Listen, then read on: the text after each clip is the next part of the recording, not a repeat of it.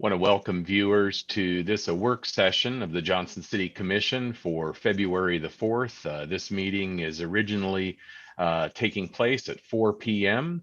and as a part of Governor Lee's Executive Order number 71, the meeting is being conducted electronically, and as a part of compliance with Executive Order 71, we need to read the roll. So Mr. Peterson, would you read the roll of the document? Who is here? I think you're on mute.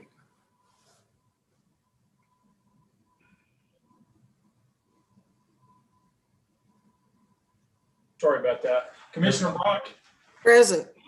Commissioner Hunter, Yes, sir. Commissioner Murphy, Here. Vice Mayor Fowler is with me, and Mayor Wise. Here. All present and accounted for, sir. Very good. Thank you. Our workshop today is to give an opportunity for our guest, Abraham McIntyre, to introduce to us the work and mission of the Appalachian Opportunity Fund. And I know just a little bit about it, but I won't attempt to introduce it because that's why you are here. And so, Mr. McIntyre, I will turn it over to you. Well, before Abraham speaks, I'll say a few things, if that's okay. Please, by all means. All right. Well, just as I'm fairly confident all of you know Abraham, but as you mentioned, Mayor Wise, maybe not the Appalachian Opportunity Fund. But you know, they hired Abraham to introduce companies, organizations, and municipalities to their mission and how their efforts can create a win-win-win for those involved as a structured employee benefit that really benefits not only the employee, but the employer and indirectly the customers or end users that the company or organization serves. In my mind, you know, AOF, their function hits several key important goals and initiatives that we care about deeply as the commission and as the city. So most importantly, though, this organization could help us meet in part one of our major strategic goals of excellence in city government. And I think this is a starting point for out of the box thinking and investment in employee training and education and creating a culture of employee empowerment, which are highlighted in our strategic plan. You know, my personal belief is that this encompasses our desire to be a compassionate employer while at the same time looking at making investments that help create sound financial goals. It's also a tool for improving the employee retainage rate. And I know that Carter County, the county of Carter County has passed this through 2 committees so far, I believe. And I may be wrong, but I think Washington County is in the process of looking at AOF as well. You know, I've got a little personal background with AOF or experience in that, you know, my role as a CEO for a credit union that serves employees of a particular employer. I've had the opportunity to see firsthand the work that they've done with a member of mine who was a single mother working long hours after she'd been left unfortunately by a husband that had came under addiction.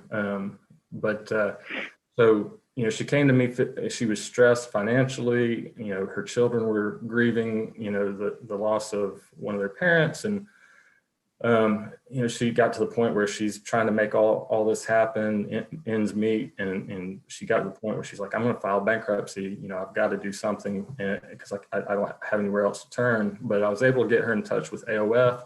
They created a path to financial independence for her.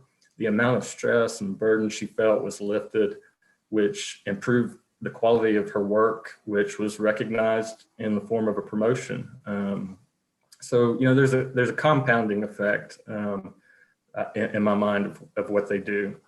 But, you know, before Abraham gets going, you know, my mindset with this is that, you know, obviously it's a workshop meeting.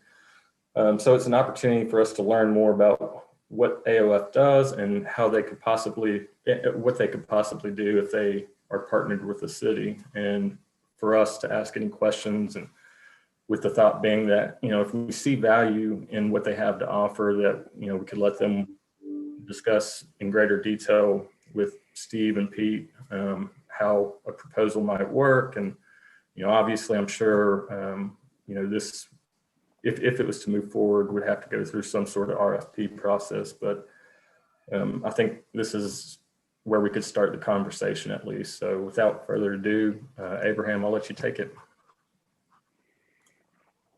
Sure. Thank you, John, for the introduction, and for you all for making the space and the time for us to be here. So I'll jump right in. Got a few slides to be able to show you in our deck, and then definitely feel free to stop me at any point for clarification, or if you have questions. And then after that, we can really dig in and see how this can really benefit. Again, what what John said was, we definitely care about the employee. That's our main piece. But in that, and in strengthening the employee, that makes the employer, which would be you all, the city, makes you a stronger entity. And again, that raises even the bar, and raises really the tide for our community as well. So I'll jump right in, and we'll have some fun.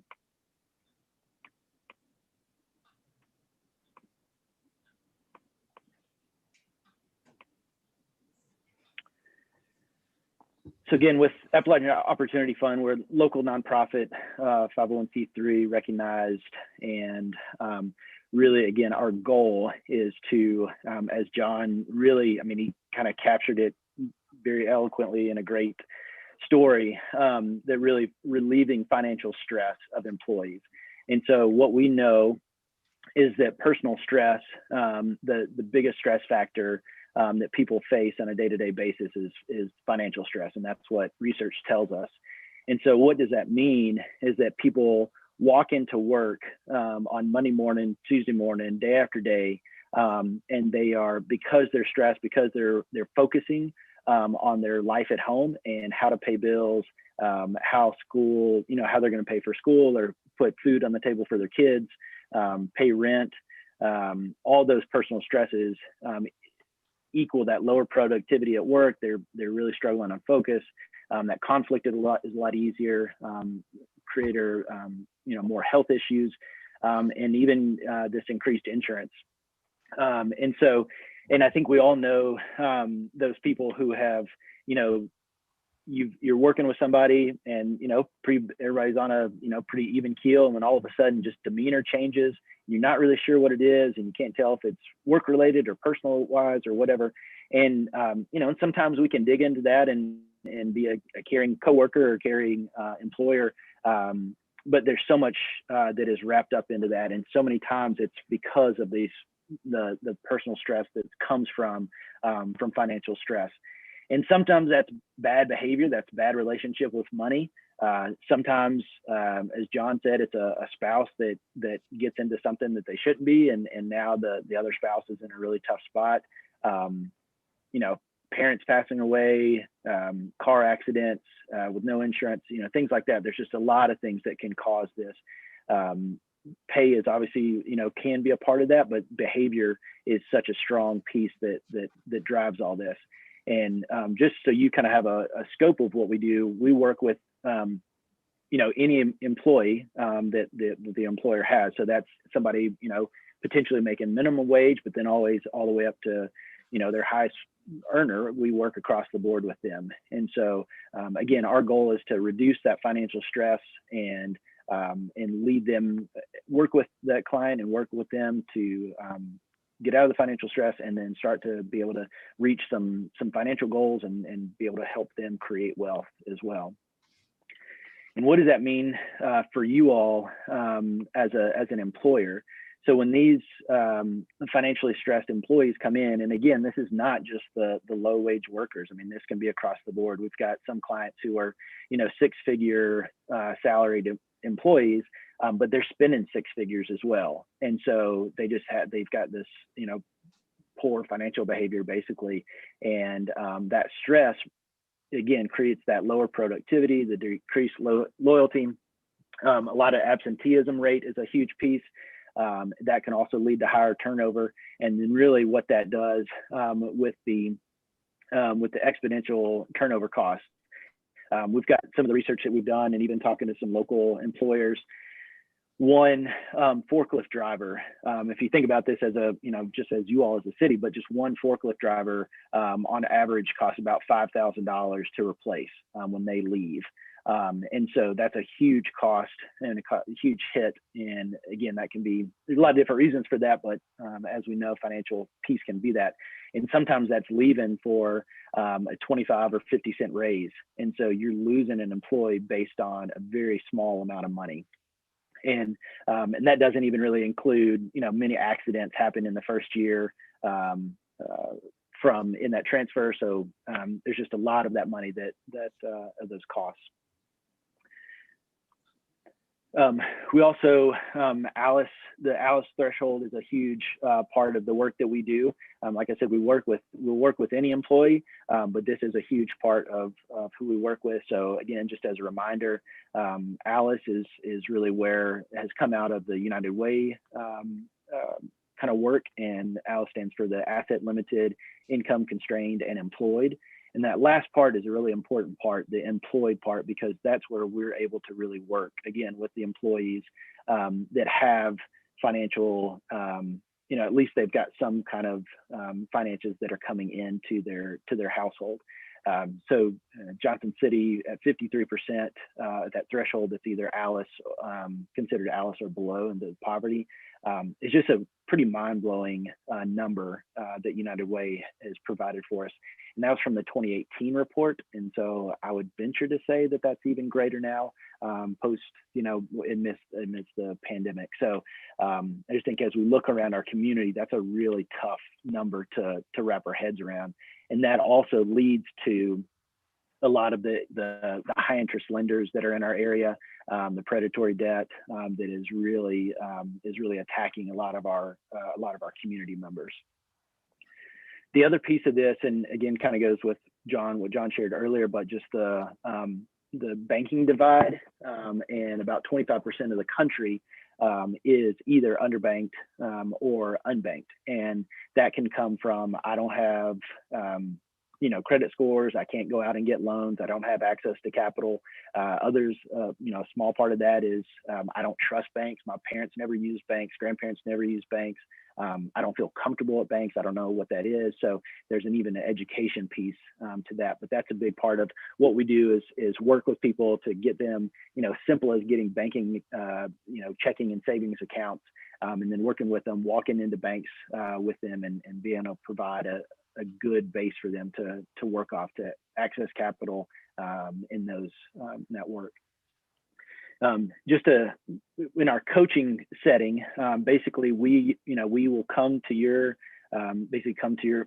offices and come to your places of employment, and we reach out, and a big part of our model is a pursuit model. So we are basically the exact opposite of a kind of a 401k option where there's a phone number that you can, an employee can call and, check in and see how things are going, or with their 401k. We are actually, we're very much as a part of we want to be a part of the organization. Our coaches do. They want to build relationships. They want to build trust equity within the organization. And in those conversations, they're extremely hyper personalized. And so they're working with the employee and setting goals, kind of baseline where they're at financially, setting financial goals. And sometimes that's, I need to get out of credit card debt.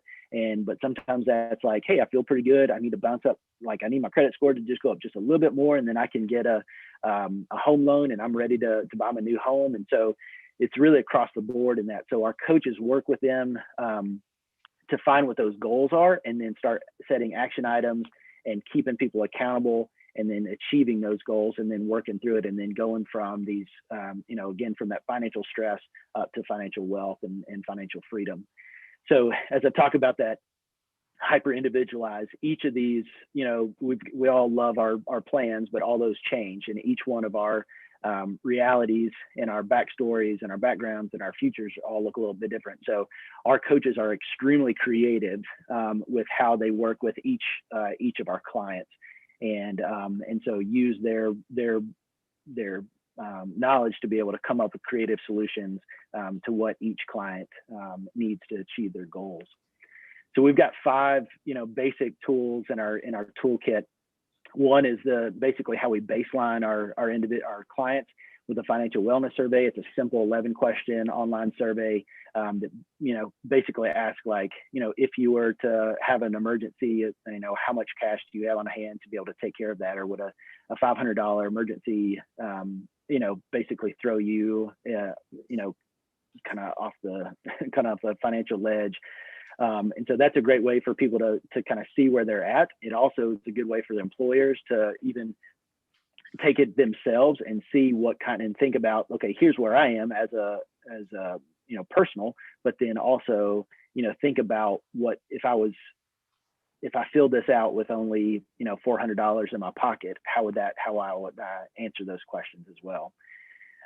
Again, person-centered, super hyper individualized coaching, kind of went over that. So again, we're coming to your employees, we're pursuing your employees, and that's really helps with the engagement rate. And so it makes it so we're working with a lot of your employees. Independent organization, what we realized, AOF was born out of the Appalachian Community Federal Credit Union and out of their community development.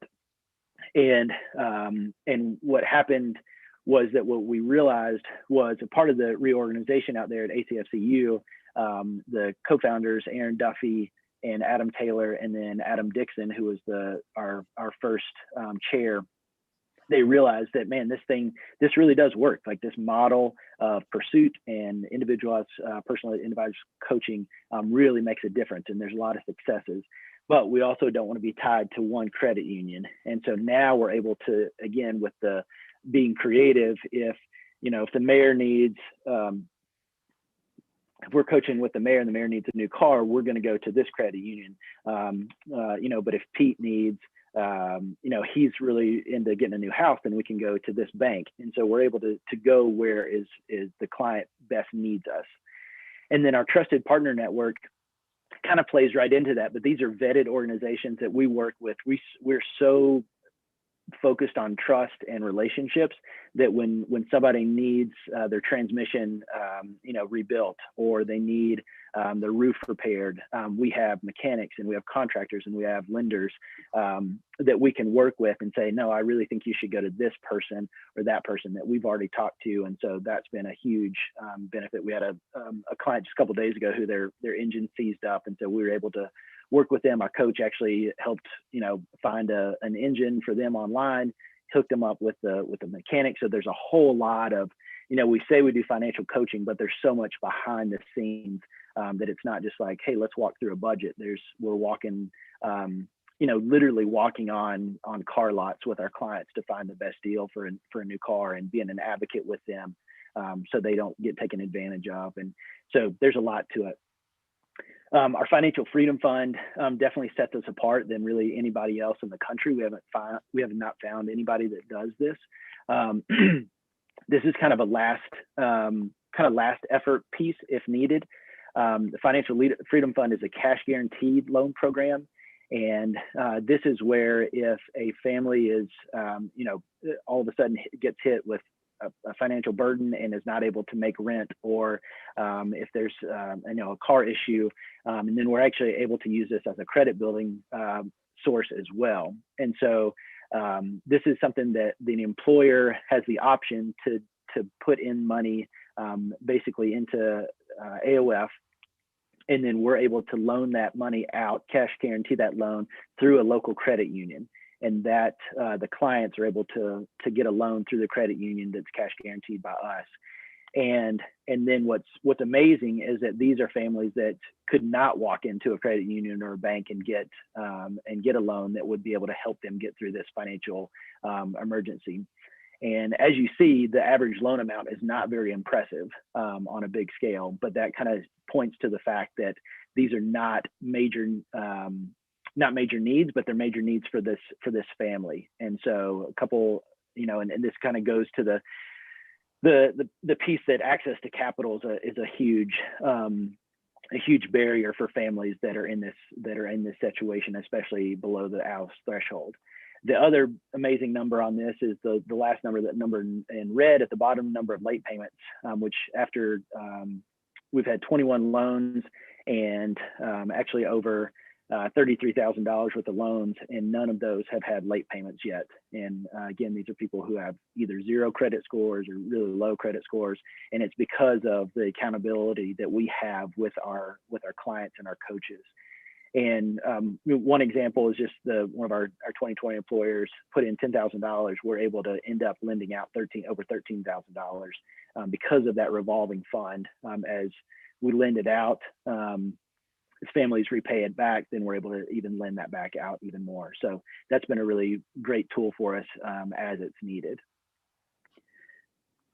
You'll recognize a bunch of these, obviously these groups, but NetRep has been a big help to us, just establishing some relationships.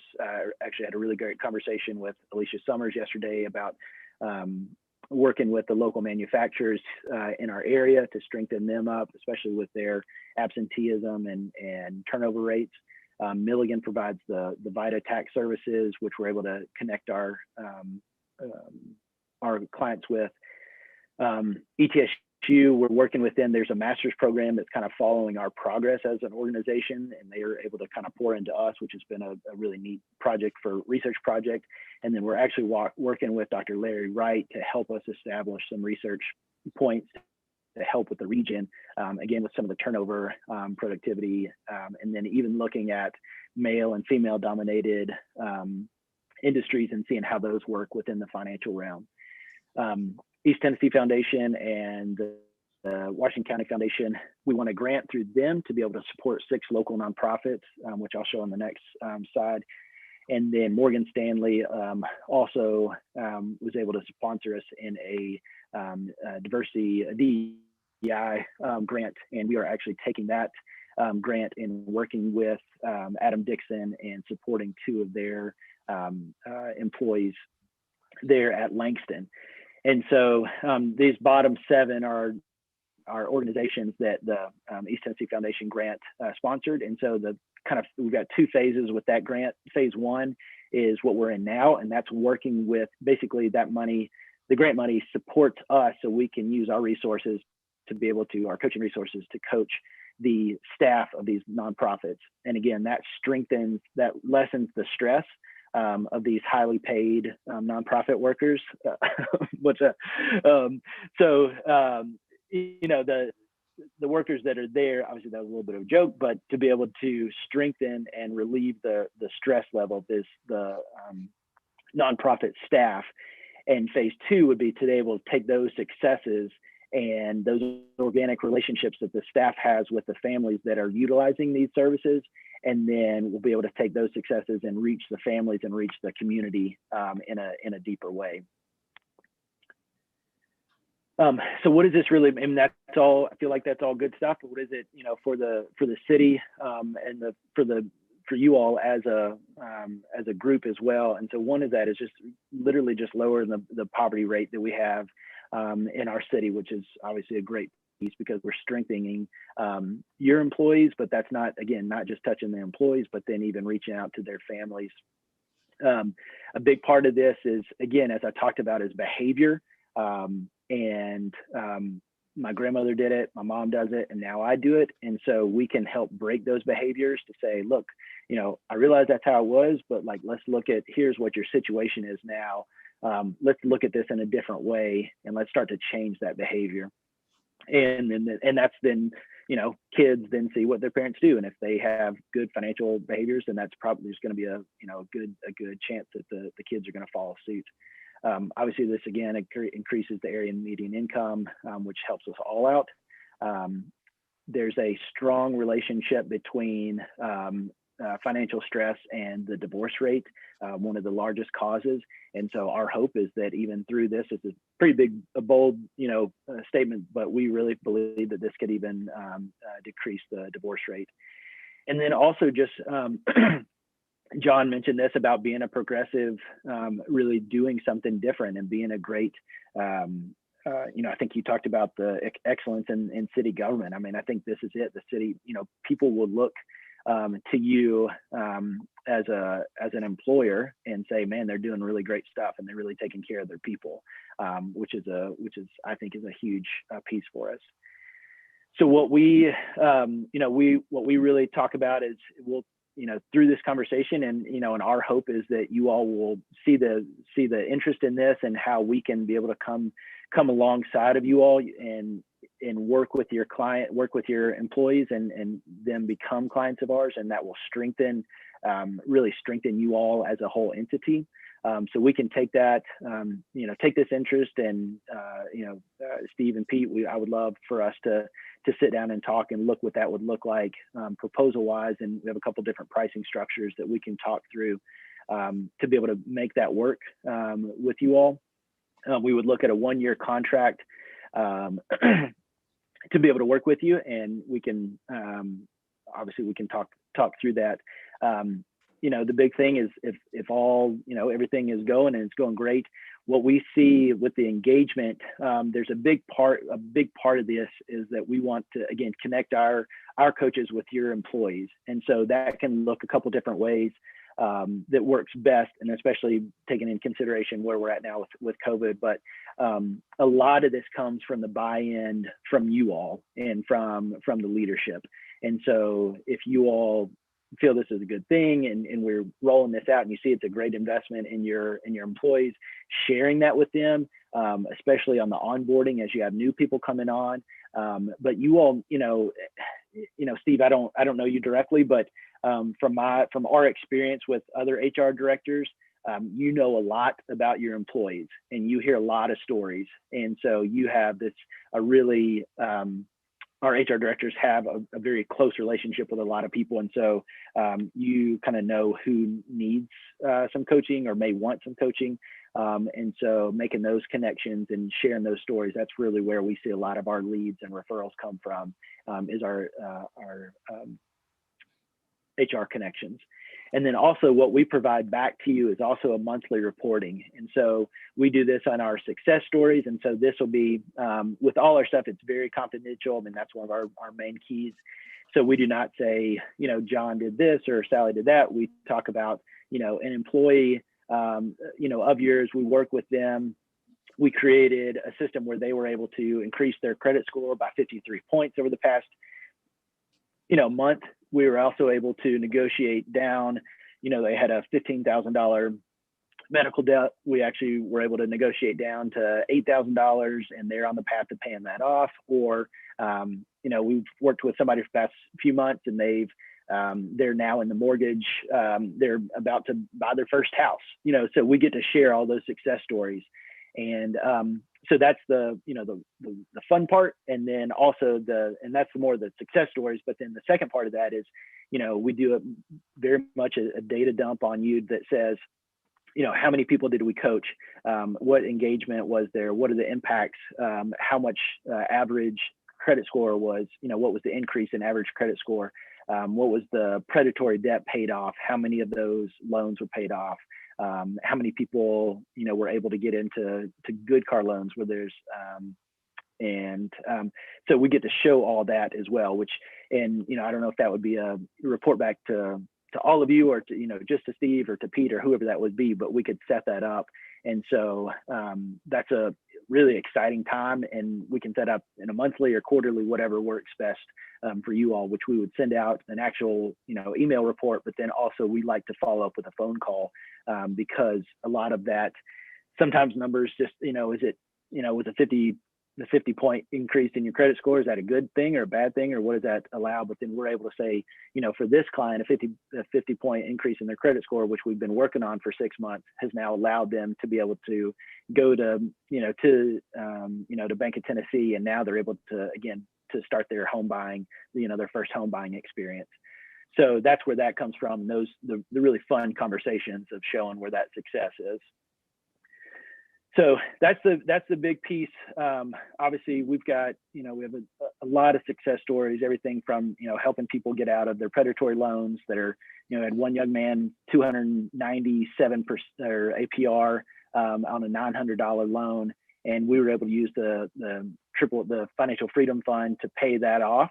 And then he was down to 4% because that's just that's the rate for a cash guaranteed loan. And so that cash just frees up, like just allows him to breathe and helps him to be a better employee when he shows up to work. So we just have a lot of those success stories. And what we hope is that our coaching, our mentoring, all the creative stuff that we can do behind the scenes to work with your employees, again, strengthens them, makes them better spouses, better parents, better community members. It also strengthens you all as an organization. And then really, that even strengthens the rest of our community because we've got great, we've got great city workers that are law enforcement. They are not stressed out when they're showing up to work.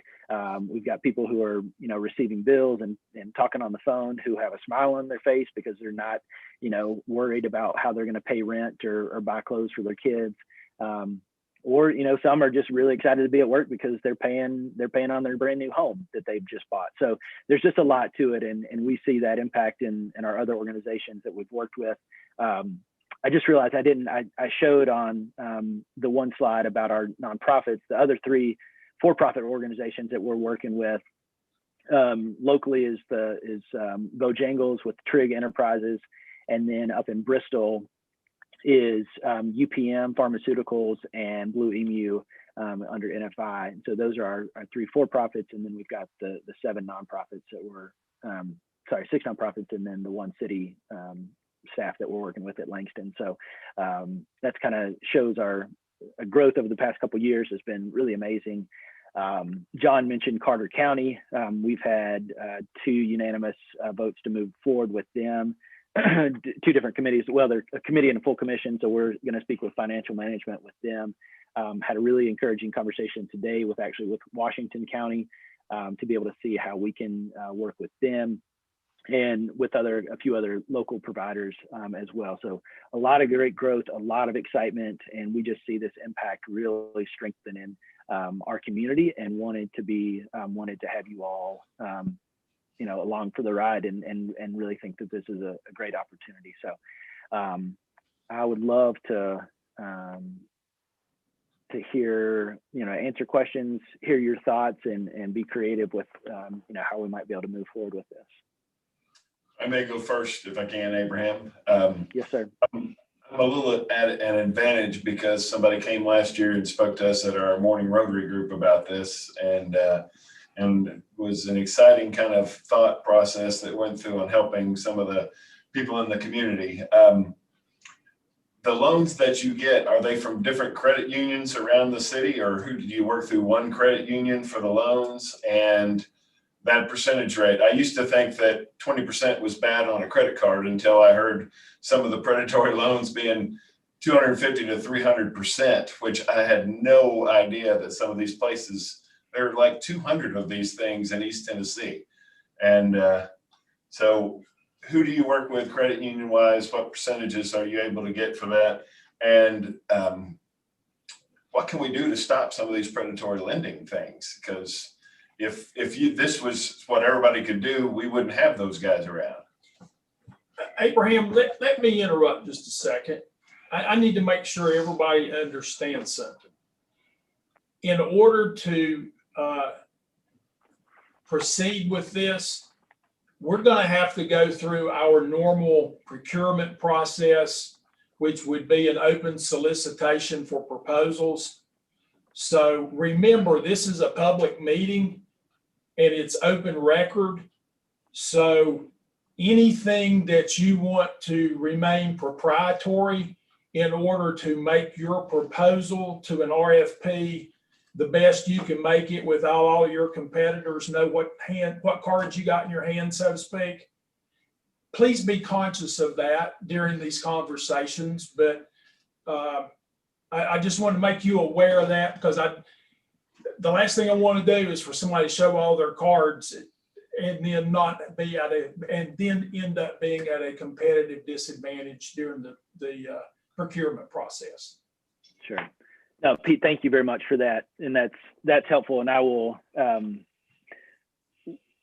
I'll be careful, and I'll also say that we're very different than anybody else, and take pride in that. I wish there were more people like us across the country. We have not found very many people that do what we do, and that's one of our exciting pieces. With that said, that doesn't mean anybody can, take our stuff. But yeah, no, that's very good, and we can. I will share as openly as I can for sure. Commissioner Fowler, currently we work with Northeast Credit Union. That is just, we have a relationship with them. It's a 4% right now. It's basically, there's just a baseline, and John, you can probably speak to that even more. But basically it's 4%, in the 4% range. In this, and I think I mentioned this, but the incredible part about that is this, because we go through the credit union, those loans then are recognized by all three credit bureaus. And so those are actually credit building loans. When I speak to, and you all may do this, I'm not sure, I've spoken to quite a few just local employers. The local employers give, cash advance, paycheck advances basically, or kind of internal loans, which is very nice of them to do that. And sometimes it's needed, transmission went out, I need it fixed right now. But there are some people that are pretty habitual in doing that. And while it's nice of the employers that they give those loans out, it doesn't help them in their credit, and they could be building credit. And so this is something that actually we take a very negative situation and make it into a positive. And then to your point about high interest loan or high interest lenders, personally, I'll speak on just from Abraham's point of view. I would love for all them to go away. That's not going to happen. They feel pretty confident they are providing a service, which they are, but it goes down a pretty deep hole pretty quickly. And so by the numbers, their business model works, and it's okay if somebody could pay off something in 2 weeks, then it's not a big deal. But how the system and what research and data tells us is people don't pay it off in 2 weeks, and then it is a very steep cliff. So what we like to do is what we would like to do is provide an alternative to those institutions. And even beyond that, we would like for people not to even have to go to them. And so if the alternative is, we don't need you here, then they go away. So there is a supply and demand. They're meeting a demand in Tennessee, but for sure Northeast Tennessee, and on our Market Street and in Kingsport and in Elizabethton.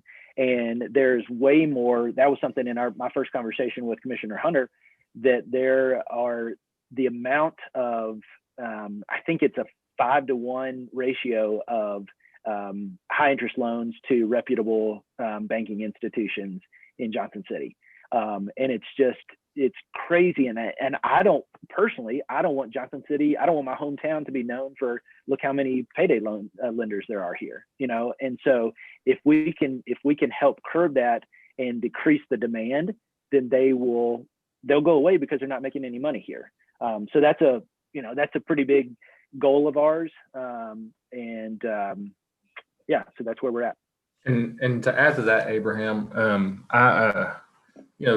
I mentioned this to you, but when I started at the credit union I'm at, we're located at the hospital, and if you did a half a mile radius around the med center, you'd think that there'd be a lot of banks and depository financial institutions that are heavily regulated in that area because of the number of employees and at least the assumption that there's a lot of high income earners. But it's quite the opposite. In that half mile radius, there's only 3, regulated or depository financial institutions. In that same radius, there's over 14 payday lenders and title loan companies that are doing exactly that. And unfortunately, as Abraham's alluded to, there's not really anything we can do.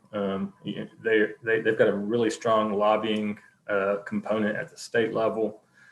So that going at it from that route is probably near impossible, but going to those that are the people that are using this and changing the mindset and the way in which they use financial tools is a way that we could potentially impact, the need for these payday lenders. Can I ask a question? And this kind of gets a little bit back to what Pete said just a minute ago.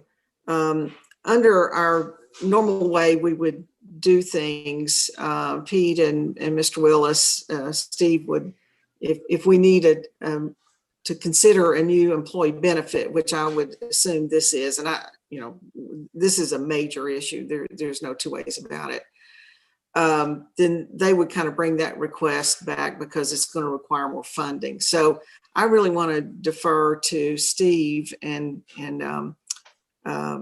in your HR world, are you seeing companies, other municipalities or governments offering a benefit of this nature? And if so, what would you think is the need within our 900 plus employees? I'm not currently aware, Commissioner Brock, of any of our neighbors that are offering this program, but I haven't reached out to ask either. This is really my introduction today. I can tell you that it is a dire need, particularly with our employees that are coming in on the bottom of our pay scale. I get calls routinely from employees who are looking to borrow money from their 401 program or take a hardship from their 401 program, things of that nature. So the need definitely exists. One question I had for Abraham was, when you engage with an organization, what is the typical process? Is it structured such that, as you pointed out in the onboarding process, we get the information out to the employees as a resource? And I really compare it to like an EAP program. Hey, it's available to you 24/7. Here's the number. It's completely anonymous. You make the call, that benefit's there for you. Does it work in that manner, or is it more of a targeted group whereby the coaches would reach out to our employee population who we may consider at risk, if you will, to offer the service directly? So it's both. I mean, it's kind of a both and again, our model is a very much pursuit model. And so we want to be available. So as you do onboarding and you say, hey, new employee X, here's Appalachian Opportunity Fund. It's one of our benefits. We've seen huge success, whether you need, it's not just, there's some education here. Some people think we're too white collar. Some people think we're too blue collar. It's really interesting. We're not financial planners. We're not just here for the poor. We're here as a benefit to your employees to be able to coach. And some of that's just, again, education. If somebody's like, I don't need a coach, it's like LeBron James has coaches, and he's the best athlete in the world. So there's some break in there of just like, and I would say that about Jeff Bezos. It's just like, we all need coaches. Like, none of us are perfect, and we all need that support. And so one, it's just the onboarding, really having, and as people, and then it's just kind of referrals as well. So you're, as people come to you, if somebody's coming to you, that's something I was going to bring up to you guys in a little bit, but we have some financial stress indicators. One of those is, are people coming to you for your 401k loans? And so if you hear that, that's like that's a blinker, right? That's a warning. And say, so let's talk about this, and be like, you can do whatever, you're an employee, you can do whatever you want. However, I would really encourage you to talk to these guys, and talk to these coaches. It's free, it's totally confidential, do whatever you want with it, but I really encourage you to do that. And your buy-in, and your buy-in as a commission and as management throughout the city, that makes a huge difference. You all have those relationships. The other piece is, again, and this is the pursuit model, we want to be present in your space. And so we want to be, we're in cafeterias, we're in office spaces, and going around and being just a face. Like, our coaches want to be recognized by your employees. And a lot of that, in conversations, it's like, well, our employees are pretty tight with their financials. It's like, yeah, everybody is. Like, nobody goes around and says, man, I got all this debt, man, this is terrible, So what we want to be is, we want to walk by somebody's office and say, hey, Jim, how are you doing? Oh, pretty good. How are the kids? This and that and that. And then be like, oh, aren't you one of those coaches, right? Yeah, I'm one of the coaches. I was going to ask you a question, and all of a sudden that rapport starts building. And then all of a sudden, now we've got a coach, we start talking through action items and goals.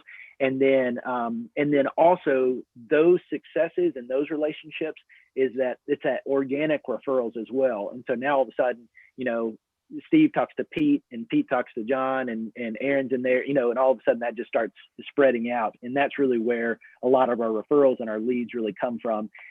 And that makes it, that's kind of, if this goes through, which we hope it does, but there's, the early adopter curve where like some people are just going to be like, I'm drowning right now. You're a financial coach.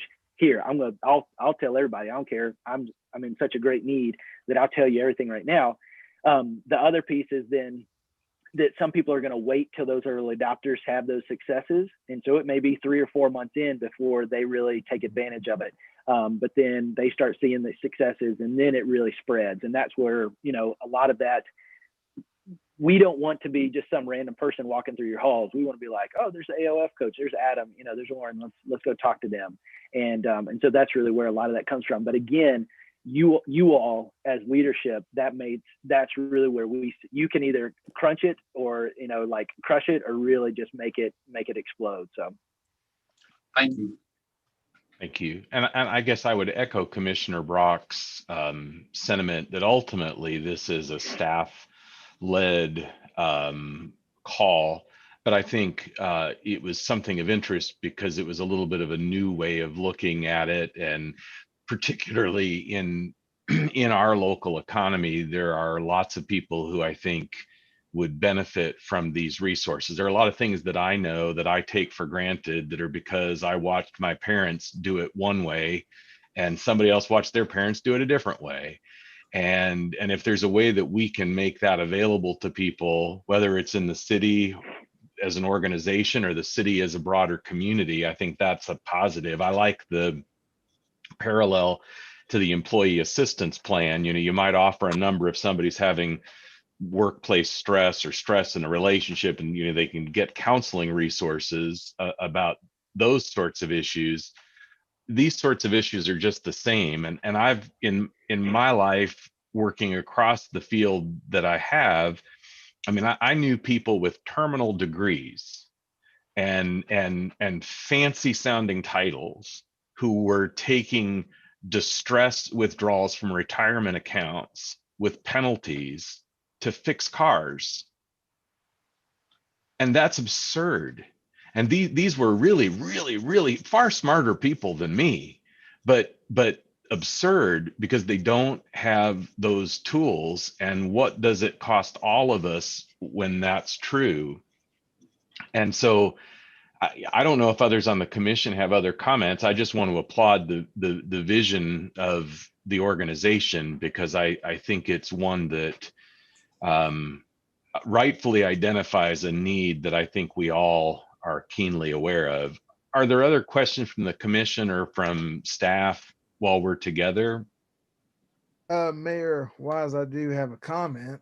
Please. I'm very aware of this organization. They do great work in the community, so I'll recommend them to aid us in any way that they can.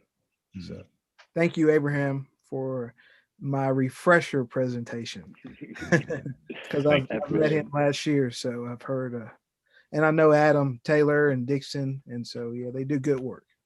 Thank you. Thank you. Commissioner Hunter or Commissioner Brock? Commissioner Brock, anything? Yeah, I think my last recommendation would be for Pete and Steve to really look at this and to see, of course, as Pete said, we would have to put an RFP out for it. But if there's a case for it, if it's a benefit that we would like to offer to our employees, then I think the next step is for you to, come back with a plan on doing that and getting it prepared and ready to go out for proposals. And Thank you. And I'll just echo what Commissioner Brock said. So yeah, if Steve and Abraham and Pete want to get together and see if there's a next step to this, I'd be excited to see that myself. Thank Well, you. if there, Thank you, Steve, for attending as well. thank you. Yes. Abraham, do you have anything else you'd like to add by way of closing remarks? And don't feel like you have to, but I would invite you to. Yeah, I have, I've shared, I get very excited about this. I'm very passionate about it. And hopefully you can see that and hear it. And it's because of the successes that I've seen that we've had with our clients. And again, then that just goes right up the role to you all as an employer. There's a lot more that I can share, and I'll save that for our, hopefully our conversation with Steve and Pete. And I would love to have that, that deeper conversation. And, Steve, you said it. There's a dire need. And again, those stressor indicators, we talk about, what's the percentage of garnishments that you have on your payroll. That's a huge piece, because if somebody's gotten to a point where they're getting garnishments, there's a lot of steps between I need to pay this bill and now somebody's taking it out of my paycheck. And so we have worked with people to get them out of that situation. And I know I've been blessed to have good parents that have helped me and mentors that have worked with me along the way. And to be able to use this platform to be able to serve our community in this way is a very big honor for me and for our whole organization. And we're a 501c3. We're in it to support our community. That's truly it. We want to be have sustainable impact, and it'd be no greater joy than to work with the city to be able to do that. So thank you all very much for this opportunity. I think there's one last thing we should say, because this is a public meeting, and I'm assuming a lot of people are watching, that if we were to go down this road again, this is an open process that others will be able to bid on, that will be able to come in and talk to Pete and to Steve if we decide this is what we want, a benefit that we want to offer. Abraham has brought this to our attention, and the company that he works for, the nonprofit he works for, does great work in our community. And so if this is the direction we go, we would certainly hope that you'll be one of those people, bidding on this. There may be others, and the way the city process works will give everyone a chance to respond to the specifics of the proposal that we are sending out to get interest in. So is that a correct way to put it, Pete? Yes, ma'am. One other thing I'm going to take a dive in a rabbit hole here for a minute. And I was about to adjourn. Yeah. 2 minutes or less. Mayor Wise, well, you know better. Okay. As we learn more about this, I want to take a deep dive and look at this from the perspective of, is this something that would plug into our community development efforts, and you set something up for the community?